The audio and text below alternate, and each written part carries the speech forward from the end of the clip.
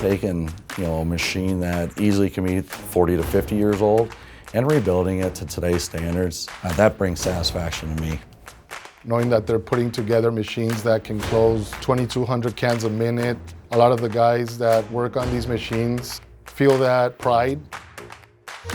We obtain used equipment, and then we would rebuild that as part of a certified pre-owned piece of equipment.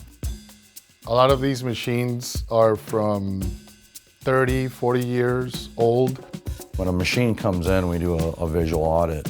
Immediately, we can identify what's salvageable, what isn't from the frame parts. From that point, we are able to select what is the best project to use that pre-owned machine on. Then we bring it down to the teardown area. Once you do a teardown of the machine, you start to really see what that machine's gone through for the last 30 years.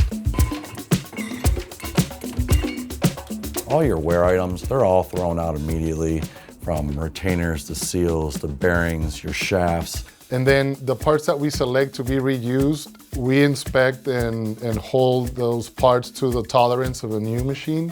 Because of the guarantee and that you want to see this machine run another 30 years, you have to put the best parts back in the machine. So if it doesn't pass the inspection that a new part would pass, we won't use it. We will send the parts out to get cleaned. Once they come back, we'll do a full audit, and that's basically just a list of the parts that we salvaged. And then they will release all the new parts that will complement that, and that way we end up with a 60% new machine. Then they get released to the floor for the assembly process.